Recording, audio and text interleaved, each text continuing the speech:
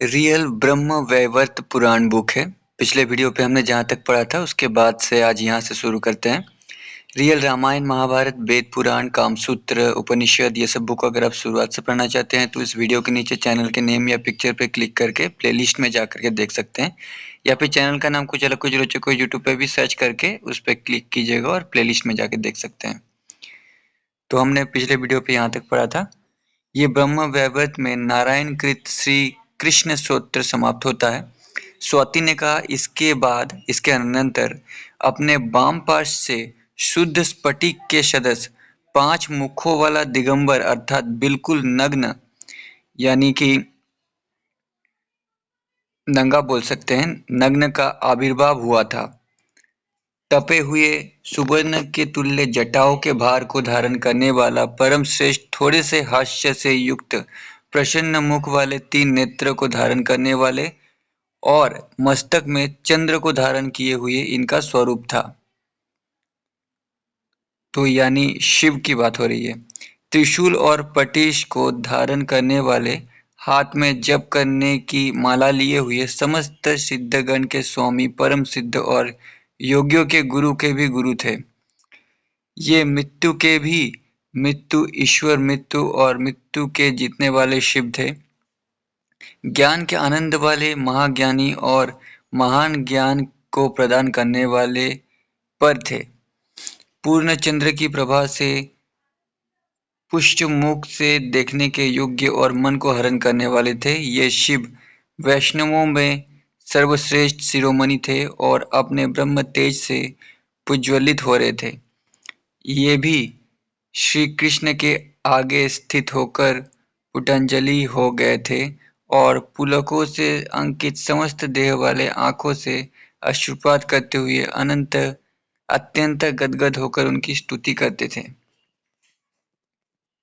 श्री महादेव ने कहा, जय के स्वरूप वाले, जय को प्रदान करने वाले, जय के स्वामी और जय के कारण जय देने वालों में अति श्रेष्ठ उस अपराजित की मैं वंदना करता हूँ। विश्वरूप, विश्व के ईश के भी ईश्वर, विश्व के स्वामी, विश्व के कारण, विश्व के आधार, विश्वस्त और विश्व के कारण के भी कारण आप हैं। इस विश्व की रक्षा के कारण, विश्व का हनन करने वाले, विश्व से जन्मा पर फल के बीज, फल के आधार, फल स्वरूप और उसके फल को प्रदान करने वाले आप हैं। महादेव जी ने कहा, आप तेज के स्वरूप हैं, तेज के देने वाले हैं और संपूर्ण तेजस्वियों में परे हैं। इस पर से श्री कृष्ण की स्तुति करके श्रेष्ठ रत्नों के सिंहासन पर उनको नमस्कार करके नारायण से कहकर ये उनकी आज्ञा से निवसित हो गए थे। इस शंभु के द्वारा किए गए सूत्र को जो मनुष्य संयत होकर पढ़ता है उसको समस्त सिद्धियों पर पद पद में विजयी होता है। उस पाठ करने वाले को सदा मित्र और धन की तथा ऐश्वर्य की वृद्धि होती है। शत्रु की सेना का क्षय होता है और दुख और पाप भी क्षय को प्राप्त हो जाते हैं। ये शंभु के श्री कृष्ण स्तोत्र है। स्वाति ने कहा, इसके बाद श्री कृष्ण की नाभि के कमल से महान तपस्वी, कमंडल को धारण करने वाले वृद्ध और वर का आविर्भाव हुआ था। इनके वसन शुक्ल वर्ण के थे और ये शुक्ल दांतों वाले, शुक्ल केशों वाले, 4 मुखों से युक्त योगी, शिल्पियों के ईश और सबको जन्म देने वाले गुरु थे। तो दोस्तों, जिस समय ये लिखा गया था उस समय लोग ब्रह्म को छोड़कर भगवान की तरफ जाने लगे थे। इसीलिए ये जो ऋषि कह रहे हैं ये सब भगवान के माध्यम से ब्रह्म की ओर लेके जाने के लिए कृष्ण के इतनी तारीफ यहाँ पे किया गया है। ये तपों के फल के देने वाले और समस्त संपत्तियों के प्रदान करने वाले थे। संपूर्ण कर्मों के सृजन करने वाले विधाता, कर्ता और हर्ता थे। वो चारों वेदों के धाता, वेदों के ज्ञाता, वेदों को प्रस्तुत करने वाले, पति परम शांत सरस्वती के शांत, सुशील और कृपा के निधि थे। पुलकों से अंकित समस्त अंकों वाले और भक्ति से नम्र आत्मकंदरा वाले ब्रह्मा ने पुष्पांजलि होते हुए श्री कृष्ण के आगे स्थित होकर उनकी स्तुति की थी।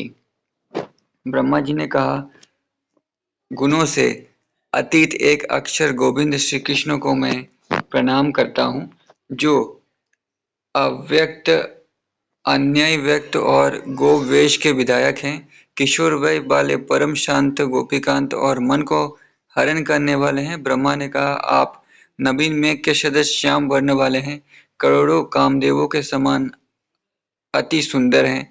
वृंदावन के निकट वन में रास मंडल में संस्थित हैं। रास के अधीश तथा रास में वास करने वाले और रास के उल्लास में समुत्सुक हैं। इस प्रकार से श्री कृष्ण का स्तवन करके उनको प्रणाम किया था और नारायणेश ऐसा संभाषण करके उनकी आज्ञा पाकर वर रत्नों के सिंहासन पर निवास किया था। ये ब्रह्मा जी के द्वारा स्तोत्र है। इसको जो प्रातःकाल में उठकर पढ़ता है, उसके पाप सब नष्ट हो जाते हैं और जो बुरा स्वप्न होता है वो अच्छा स्वप्न हो जाया करता है। इस स्तोत्र के पाठ करने वाले पुरुष की भी गोविंद में भक्ति हो जाती है, जो पुत्र और पौत्र के वर्धन करने वाली होती है। आकृति का नाश हो जाता है और सत्कीर्ति चिरकाल तक बढ़ा करती है। ये ब्रह्मा का किया हुआ कृष्ण स्तोत्र है। स्वती ने कहा, इसके अनंतर परमात्मा के वक्षस्थल से कोई एक स्मित से युक्त शुक्ल वर्ण वाला जटाओं को धारण करने वाला पुरुष प्रकट हुआ था। वो सर्व का साक्षी, सबका ज्ञाता, सबका सर्व कारण था। सर्वत्र समदया से युक्त और हिंसा तथा कोप से रहित था। धर्म और ज्ञान से युक्त धर्म रूप धर्मिष्ठ धर्म को देने वाला था। वही धर्मियों का धर्म और परमात्मा की कला से उद्भूत होने वाला था। वो श्री कृष्ण के आगे स्थित होकर दंड की भांति साष्टांग प्रणाम भूमि में करके सर्वश्रेष्ठ समस्त कामनाओं के देने वाले परमात्मा की स्तुति करने लगा। मैं कृष्ण, विष्णु, वासुदेव, परमात्मा, ईश्वर, गोविंद, परमानंद, एक अक्षर और अच्युत की वंदना करता हूँ। गोपों के ईश्वर, गोपियों के ईश, गोप गायों के रक्षक, विभु गोपों के ईश गोष्ठ में संस्थित और गोवत्स पुच्छ के धारण करने वाले की वंदना करता हूँ। गोपी और गोपी के मध्य में स्थित प्रधान पुरुषों में उत्तम नवधन के समान श्याम वर्ण वाले, रास में वास करने वाले, मन के हरण करने वाले को प्रणाम करता हूँ। ये कहकर ब्रह्मा, विष्णु और महेश से संभाषण करके समुस्थित होता हुआ वो वर रत्नों के सिंहासन पर निवासित हो गया था। धम्म के मुख से निकले हुए इन 24 नामों का जो प्रातःकाल में उठकर पाठ करता है, वो सब प्रकार से जय वाला सुखी होता है। उसको मृत्यु के समय में हरि का नाम निश्चय ही साध्य हो जाता है। वो अंत में हरि के स्थान को जाता है और निश्चित रूप से हरि का दास होता है। धर्म उसको नित्य ही धर्म करने को प्रेरित किया करता है और उसकी कमी भी अधर्म में रति नहीं होती है। धर्मार्थ काम मोक्ष, इस चतुर्वर्ग का फल सर्वथा उसके हस्तगत होता है। हरि का दास हो जाता है, यानी मुक्ति नहीं मिलता उनको, फिर हरि के साथ फिर जन्म लेना पड़ता है हर युग में। उसका दर्शन करके समस्त पाप भय से दूर भाग जाया करते हैं। उरग बेनते या गरुड़ को देखने की भांति दुख भी उसके भयभीत होकर भाग जाते हैं। ये धर्मकृत्य स्तोत्र है। सौती ने कहा, इसके अनंतर उस धर्म के वाम पार्श्व से एक कन्या का आविर्भाव हुआ था। वो मूर्तिमती साक्षात दूसरी लक्ष्मी की ही मूर्ति थी। इसके पश्चात परमात्मा के मुख से एक शुक्ल वर्ण वाली, करों में वीणा और पुस्तक को धारण करने वाली देवी प्रकट हुई थी। ये देवी करोड़ों पूर्ण चंद्रों की शोभा से युक्त थी और शरद काल के विकसित कमलों के समान नेत्र वाली थी। बहिर के समान शुद्ध वस्त्रों के परिधान करने वाली तथा रत्नों के भूषणों से विभूषित थी। वो स्मित से युक्त सुंदर दांतों वाली, श्याम वर्ण और सुंदरियों में भी अति सुंदर थी। श्रुतियों में परम श्रेष्ठ और शास्त्र के विद्वानों की पराजननी थी। वो वाणी की अधिष्ठात्री देवी थी और कवियों की इष्ट देवता थी। वो शुद्ध सत्व स्वरूप में युक्त शांत स्वरूप वाली सरस्वती देवी थी। वो गोविंद के आगे स्थित होकर उसने प्रथम ही शुभ गायन किया था, जिसमें उनके नाम और गुणों की कीर्ति विद्यमान थी। इसके पश्चात उसने नृत्य किया था युग युग में और जन्म जन्म में जो भी होने कर्म किए थे, उन सब के विषय में हाथ जोड़कर सरस्वती ने स्तवन किया था। सरस्वती ने कहा, मैं रासमंडल के मध्य में स्थित रास के उल्लास में अति उत्सुकता रखने वाले रत्न जटित सिंहासन पर स्थित और रत्नों के निर्मित भूषणों से संग विभूषित की वंदना करती हूँ। रास के ईश्वर, रास के करने वाले वर और रासेश्वरी के स्वामी, रास के अधिष्ठात्री देव तथा रास से विनोद करने वाले को मैं प्रणाम करती हूँ। रास लीला में होने वाले आयास से थके हुए रास में रास का विहार करने वाले, रास लीला में अति उत्सुक गोपियों के कांत, शांत और मनोहर अर्थात सुंदर एवं मन का हरण करने वाले को प्रणाम करके हिष्ट मुख वाली सती में उनको कहकर सकाशा वो श्रेष्ठ रत्नों के सिंहासन पर बैठ गई थी। वो सरस्वती देवी के द्वार पर विचरित स्तोत्र है। इसका जो प्रातःकाल में उठकर पाठ करता है, वो बुद्धिमान, धनवान, विद्यावान और सदा पुत्रवान होता है। ये सरस्वती देवी के स्तोत्र यहाँ पे समाप्त हुआ। सती ने कहा, इसके उपरांत फिर परमात्मा श्री कृष्ण के मन से गोरे वर्ण वाली रत्नों के अलंकारों से भूषित एक देवी का आविर्भाव हुआ था। वो देवी पीत वर्ण के वस्त्र का परिधान करने वाली, मंद मुस्कान से समन्वित, नवीन यौवन से युक्त, समस्त ऐश्वर्यों की आदिदेवी और वो संपूर्ण संपत्तियों के फलों का प्रदान करने वाली थी। वो स्वर्ण में तो स्वर्ग लक्ष्मी और राजाओं में राजलक्ष्मी थी। वो देवी हरि के सामने स्थित हो गई और प्रणत होती हुई भक्ति भाव नम्र आत्मा कंदरा वाली होकर साध्वी ने परमात्मा ईश्वर का स्तवन किया था। महालक्ष्मी ने कहा, मैं आपको नमस्कार करती हूँ जो कि आप सत्य के स्वरूप, सत्य के इस सत्य के बीच, सनातन सत्य के आधार रूप, सत्य के ज्ञाता और सत्य के मूल हैं। इतना कहकर उसने श्री हरि को नमस्कार किया था। फिर तप्त सुवर्ण की आभा के सदस्य आभा वाली दसों दिशाओं को अपनी आभा से प्रकाशित करती हुई वो सुखासन पर स्थित हो गई। इसके पश्चात परमात्मा की बुद्धि से सबके अधिष्ठात्री देवी ईश्वरी मूल प्रकृति का आविर्भाव हुआ था। तपे हुए सोने की कांति के तुल्य आभा वाली और करोड़ों सूर्य के तुल्य आभा से युक्त, अल्प हास्य से प्रसन्न मुख वाली तथा शरतकाल के विकसित कमलों के सम सुंदर नेत्रों वाली वो थी। रक्त वस्त्र के परिधान वाली, रत्नों के आवरणों से समलंकित तथा निद्रा, कृष्णा, शूद्र, पिपासा, दया, श्रद्धा और क्षमा आदि उन सब की समस्त शक्तियों की वो अधिष्ठात्र देवता थी।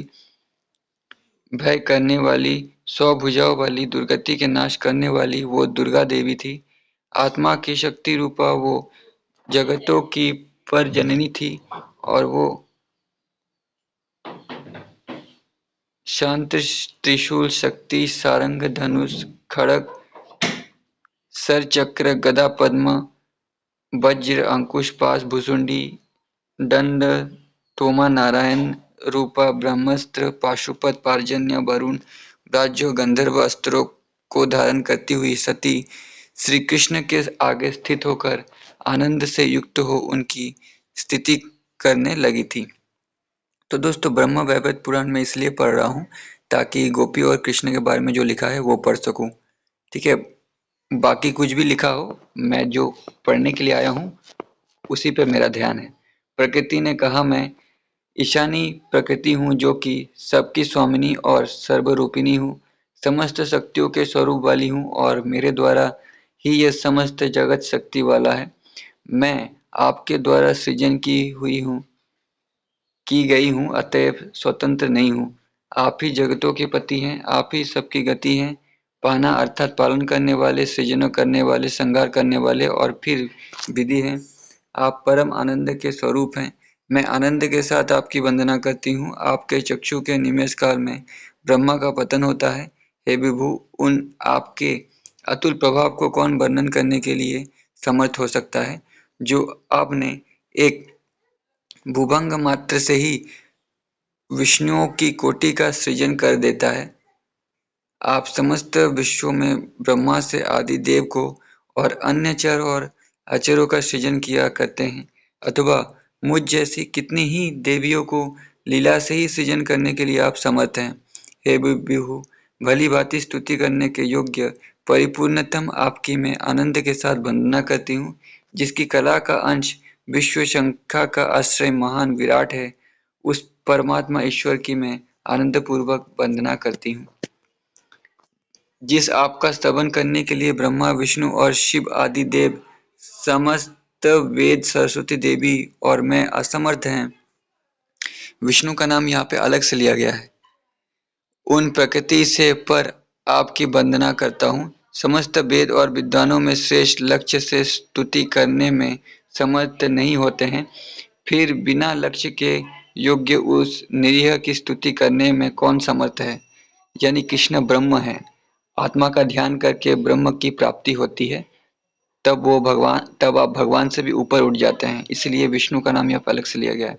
मैं आपको नमस्कार करती हूँ।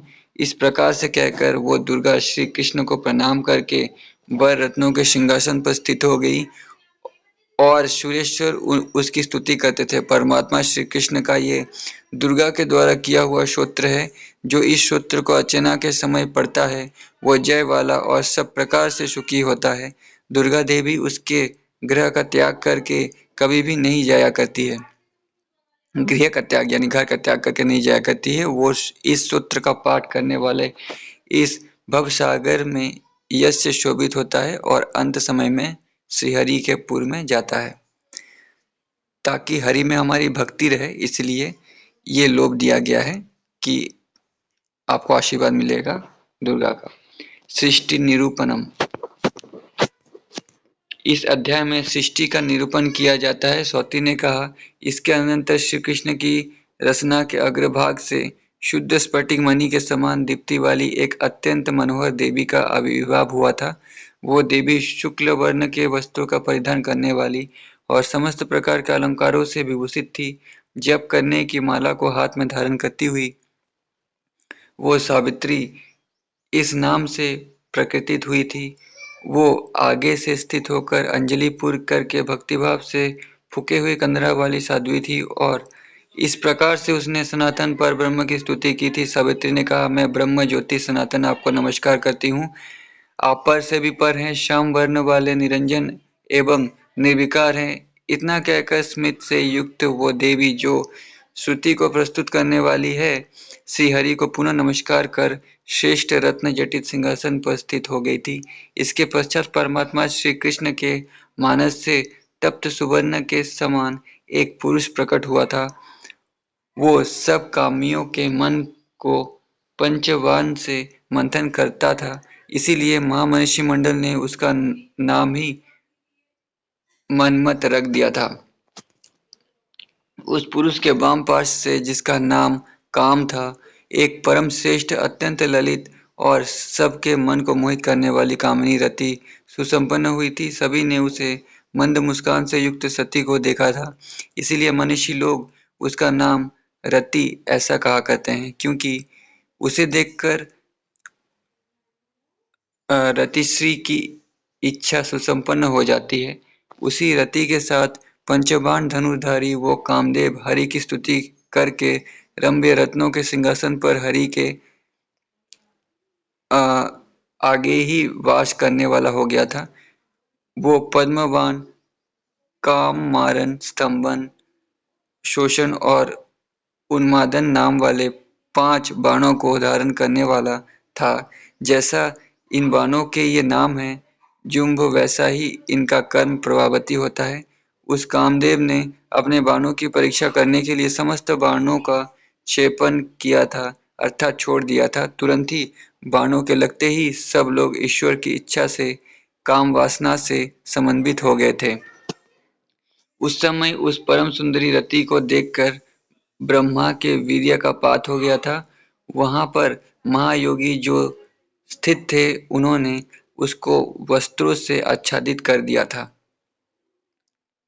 मतलब ब्रह्मा का स्पर्म गिर गया था तो वस्त्र से भी ढक दिया था। कहने का मतलब ये है कि द्वापर युग से सब काम के वशीभूत होने लगे थे। लोग भक्ति को छोड़ रहे थे, इसलिए भक्ति में लाने के लिए ऐसा लिखा गया है। उस पुत्र को दग्ध करके सूर्यास्त जलता हुआ अग्नि सुमस्थित हो गया था, उस समय कोटि ताल के समान उसका प्रभाव था और अपनी शिखा लौ के सहित समुज्ज्वलित हो रहा था। भगवान श्री कृष्ण ने उस अग्निदेव के इस प्रकार के बढ़ाव को देखकर अपने लीला से जलों की सृष्टि की थी और अपनी निश्वास की वायु के साथ मुख बिंदु का समुद्रीकरण कर रहे थे। हे द्विज, उस मुख के बिंदु जल ने विश्व के समुदाय को प्लावित कर दिया था और उसके थोड़े से जलकण ने उस बढ़ी हुई बही को एकदम शांत कर दिया था। तभी से लेकर इसी कारण से ये अग्नि जल से निर्वाणता को प्राप्त हो जाती है। उससे फिर एक पुरुष प्रकट हुआ था जो कि उसका अधिदेवता था। उस जल से भी एक पुरुष उठकर खड़ा हुआ था जो वरुण इस नाम से कहा गया था। ये जलों का अधिष्ठान त्रिदेव था और यह सब जलाशयों और सागरों का स्वामी था। उस अग्नि के वाम पार्श्व के से एक कन्या प्रकट हुई थी। उसका नाम स्वाहा था, जिसको मनीषीगण उसकी पत्नी कहते हैं। जलेश के बाएं भाग से भी एक कन्या सुसंपन्न हुई थी। वो वरुणानी इस नाम से विख्यात हुई थी और वरुण देव की सती प्रिय पत्नी थी। व्यापक भगवान के निश्वास वायु से श्रीमान पवन देव ने जन्म धारण किया था। उसी की कला से निश्वास का उद्भव होता है, जो कि सभी को प्रमाण रूप में ज्ञात है। उस वायुदेव के वाम पार्श्व से एक कन्या की समुत्पत्ति हुई थी। वह देवी वायुदेव की पत्नी थी, जो कि वायवी इस नाम से कही गई है। श्री कृष्ण को काम के बाण से वीर्य का पात हो गया था। देवों की उस संसद में लज्जा के कारण उसका सेचन जल में कर दिया था। एक सहस्त्र वर्ष के समाप्त होने पर उस श्री कृष्ण के वीर्य से जल में शिशु का स्वरूप प्राप्त किया था। उसने एक महान विराट की उत्पत्ति हुई थी। वही इस विश्व के समुदाय का आधार हुआ था। जिस विराट के एक लोम के विभर में एक ही विश्व की व्यवस्थिति होती है, वो भी स्थूल से अधिक स्थूलतम और अन्य उससे भी पर है। वही 16वां अंश परमात्मा कृष्ण का है, जो सबका आधा और सनातन महाविष्णु जानने के योग्य होता है। जिस प्रकार से जल में पद्म पत्र होता है, वैसे ही वो महानभ में शयन करने वाला रहता है। उसके कान के मल से जन्म ग्रहण करने वाले दो दैत्य हुए थे। वे दोनों जल से उठकर ब्रह्मा का हनन करने को उद्यत हो गए थे। भगवान नारायण ने उन दोनों को जघन में हनन किया था। उन दोनों के भेद से संपूर्णतः ये कित्स मेदिनी हुई थी। वहां पर ही विश्व थे और वो देवी वसुंधरा थी। सृष्टि प्रकार वर्णन। इस अध्याय में सृष्टि के प्रकार का वर्णन किया जाता है। शौनक ने कहा, गोलोक धाम में जो गोप और गोपियां हैं, क्या वे नित्य हैं या कल्पित हैं? मुझे ये इस विषय में बड़ा संदेह है। सो आप इसका भेदन करने के लिए मेरे समक्ष पूर्णतया व्याख्या करने के लिए योग्य होते हैं। स्वती ने कहा, सबकी आदि सृष्टि में वे क्लिप्त हैं और प्रलय में स्थित हैं। हे द्विज, सर्वादि सृष्टि का कथन मैंने कर दिया है। सर्गादि सृष्टि में नारायण और महेश्वर क्लिप्त होते हैं। वे प्रलय में कल्प तथा स्थित रहते हैं और वो प्रकृति है। हे द्विज, सर्वादि में ब्रह्म कल्प का चरित कहा गया है। वो वराह कल्प और पद्म कल्प, इन दोनों को मैं कहूंगा, तुम उनका श्रवण करोगे। हे मुनि, ब्रह्म, वराह और पद्म ये 3 प्रकार के कल्प होते हैं। यथा युग इन चारों को मैंने क्रम में कहा है। सत्य, त्रेता, द्वापर और कली ये 4 युग होते हैं। 360 युगों से एक दिव्य युग कहा गया है। मनवंतर जो होता है वो 71 दिव्य युगों का होता है। जब 14 मनुगत हो जाया करते हैं, तब ब्रह्मा का एक दिन होता है। ऐसे 360 दिनों का ब्रह्मा का एक वर्ष होता है। ऐसे 160 वर्षों की ब्रह्मा की आयु निरूपित की गई है। ये इतना समय अर्थात ब्रह्मा की पूर्ण आयु परमात्मा श्री कृष्ण का एक निमेष काल होता है। काल के वेत्ताओं ने ब्रह्मा के आयु से कल्प निरूपण किया है। जो बहुत सारे शूद्र कल्प होते हैं वे संवत्सर आदि कहे गए हैं। मार्कंडेय 7 कल्पों के अंत तक जीवन रखने वाले हैं, ऐसा उनका मत है। वो ब्रह्मा के दिन से भी कल्प का परिकीर्तन किया गया है। विधाता के 7 दिन में मुनि की आयु निरूपित की गई है। वाज्य, वराह और पाद्म ये 3 कल्प बताए गए हैं। इन तीनों कल्पों में जिस तरह सृष्टि होती है उसे कहता हूँ, उसका तुम सब श्रवण करो। वाज्यकल्प में त्वष्टा ने इस मोहिनी का सृजन करके फिर उसने इस सृष्टि को किया था। प्रभु की आशा से मधुकेटभ के भेद से सृष्टि की गई थी। वराहकल्प में ये मोहिनी रसातल में लुप्त हो गई थी, उसका समुद्धार करके लाया गया था। वराह रूप वाले विष्णु के द्वारा अत्यंत प्रयत्न से लुप्त और भग्न इस मोहिनी को रसातल से लाकर उद्धार किया था। पद्मकल्प में विष्णु की नाभि के पद्म से सृष्टा ने सृष्टि का विशेष रूप से निर्माण किया था, जिसमें ब्रह्मलोक के अंत तक ये त्रिलोकी थी और जो 3 जो नित्य लोक हैं वे नहीं थे। ये मैंने सृष्टि के निरूपण में काल की संख्या बतला दी है और कुछ सृष्टि का भी निरूपण कर दिया है। अब और कुछ पुनः तुम श्रवण करना चाहते हो? शौनक ने कहा, इससे परे गोलोक अधीश महान विभु हैं। इनका सृजन करके फिर क्या किया था, ये मुझे व्याख्या करके बताने के लिए आप योग्य होते हैं। स्वती ने कहा, इन सब की सृष्टि करके ये फिर अत्यंत रम्य रासमंडल में चले गए थे। जो रासमंडल अत्यंत ही कमनीय है, वहां इन सब को साथ लेकर भगवान गए थे। अत्यंत रम्य कल्प वृक्ष का समुदाय वहां पर है। उनके मध्य में अत्यंत मनोहर और बहुत विस्तार वाला समातल स्वरूप से युक्त एवं सन्निदग्ध मंडलाकार वाला स्थान है। वो स्थान चंदन, अगुरु, कस्तूरी और कुंकुम से भली भांति संस्कार किया हुआ है। दधि, लाजा, खील, शुक्ल धान्य दुर्लभ पर्ण से परिलुप्त है। ये सूत्र ग्रंथि से युक्त और नवचंदन पल्लवों से तथा संयुक्त कदली के स्तंभों के समूह से परिवेष्टित है। उत्तम रत्नों के सार के द्वारा निर्मित मंडपों की 3 करोड़ संख्या है। उनसे तथा जलते हुए से रत्नों के प्रदीपों से, पुष्प और धूप की अधिवास से एवं श्रृंगार के योग्य भोग की वस्तुओं के समुदाय से युक्त और अतीव ललित कल्पतल्पों से वो मंडल सुशोभित है। वहां पर उनके साथ जाकर जगत यति ने निवास किया था। हे मुनि श्रेष्ठ, वे सब वहां रास को देखकर अत्यंत विस्मित हुए थे। उस समय श्री कृष्ण के वाम पार्श्व से एक कन्या प्रकट हुई थी। उसने दौड़कर पुष्प लाकर प्रभु के चरणों में अर्घ्य दिया था। रास में संभूत होकर उसने गोलोक में हरि के आगे अपने आप को अवस्थित किया था। इसी से वो पुरावेत्ताओं के द्वारा हे द्विजोत्तम राधा इस नाम से समाख्यात हुई है। वो परमात्मा कृष्ण की प्राणों की अधिष्ठात्री देवी है। वो प्राणों से आविर्भूत हुई थी और प्राणों से भी अधिक बड़ी हुई थी। तो ब्रह्म वैवर्त पुराण के अलावा बाकी किसी और पुराण में राधा का जिक्र नहीं है।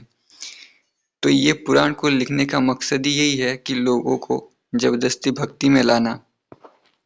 लेकिन मैं ब्रह्म वैवर्त पुराण गोपियां और कृष्ण के बीच जो स्टोरी लिखा हुआ है उसको पढ़ने के लिए पढ़ रहा हूँ।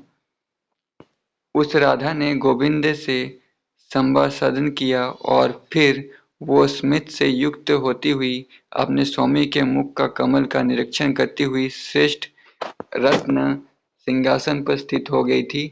और फिर उसके रोमों के छिद्र से तुरंत ही गोपियों का समुदाय प्रकट हो गया था, जिन गोपियों का रूप और वेश बिल्कुल राधा के ही समान था।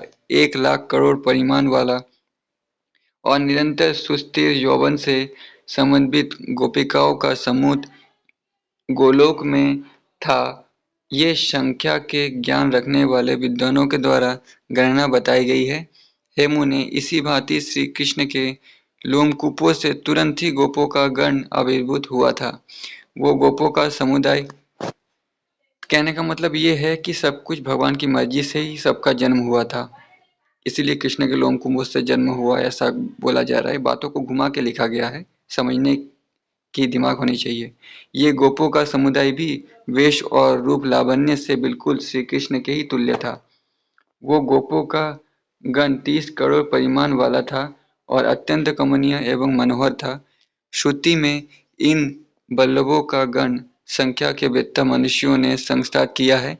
श्री कृष्ण के रोमों के छिद्र से उसी समय तुरंत ही अनेक प्रकार के वर्णों वाली गौओं का गण भी प्रकट हुआ था, जो कि शाश्वत सुस्थिर रहने वाले यौवन से युक्त था। बलि, दर्द, सुरभिया, वत्स, ये सब नाना प्रकार के शुभ थे। अत्यंत सुंदर ये थी, कुछ श्यामा थी और बहुत ही कामधेनु थी। तो दोस्तों, वीडियो बहुत बड़ा हो गया, आज के वीडियो पे इतना ही। इसके बाद नेक्स्ट वीडियो पे यहाँ से पढ़ेंगे। तब तक के लिए धन्यवाद।